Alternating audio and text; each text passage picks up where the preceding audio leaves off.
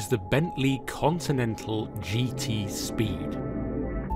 Otherwise known as the fastest, sharpest version of Bentley's luxury Grand Tourer. Like all Continentals, it's very comfortable, very expensive, and available in a range of colours that even Andy Warhol would think twice about using.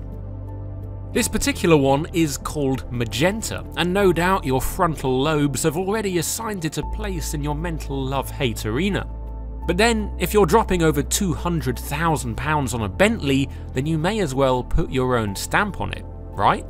It's the same story with the deep purple damson leather with Portland accents, high-gloss carbon fibre dashboard and jewelled fuel filler cap. No, the biggest question mark over this car is why? What can it do that other Continentals can't? And even if it is faster and more focused, surely at 2.3 tonnes, the laws of physics are still gonna want to have their say when you start to drive quickly.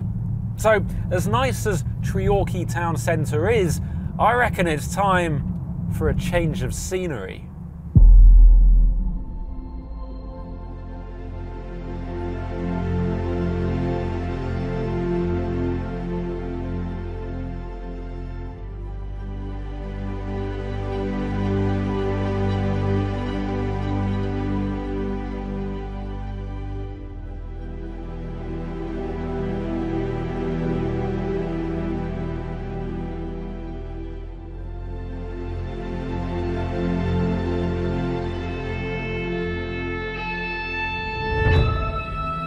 Yes, this is more like it. The Welsh mountain roads.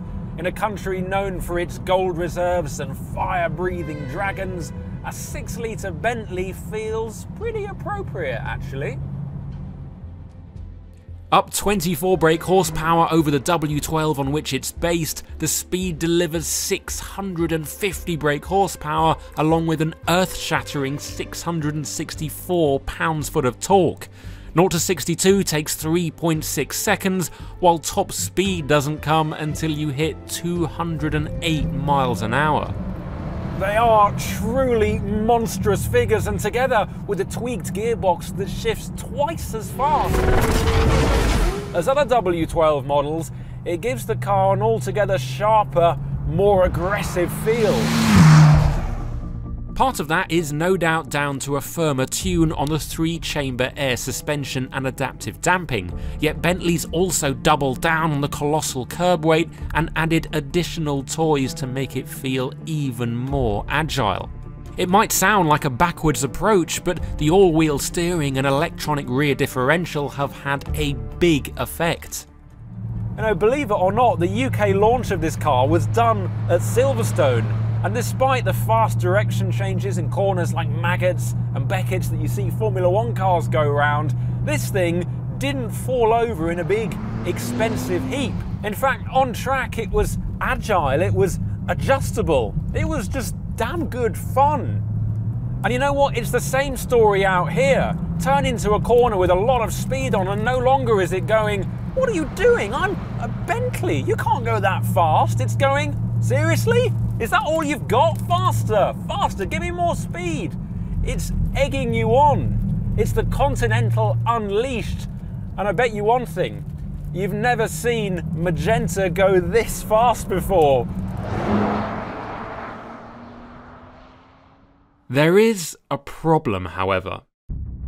For all the Speed's newfound energy, its curb weight is still very apparent, and as such its raw dynamic ability is limited when compared with lighter rivals such as the Aston Martin DBS. The laws of physics can be twisted and contorted, but they can't be broken, even by something as meticulously engineered as this. So as a performance car, there are better options, but as contradictory as it sounds, there's so much more to the Speed than speed. You've got to remember that at the heart of this is still a Continental GT, so the cabin is one of the best on sale today. Seriously. I mean, that leather that I mentioned earlier, It's hand-picked from herds that graze high above sea level in northern Europe and is naturally free of insect bites that might blemish the leather. Look closely and you'll also spot the diamond-in-diamond pattern that's present throughout the car. Each one has 712 stitches and is crafted exclusively by Bentley's finest seamstresses. And check this out as well, the Toblerone display that rotates through 3 different sides. I mean, Aston Martin, look away now, because this has got to be the most James Bond thing I've ever seen on a car, and it's in a Bentley. Cabin opulence aside, however, there is still a question to answer. Given the Speed's 22-inch forged alloy wheels, tweaked suspension and extra agility, does it mean that it's lost its silken smoothness over long distances? In other words, has it forgotten how to be a Continental?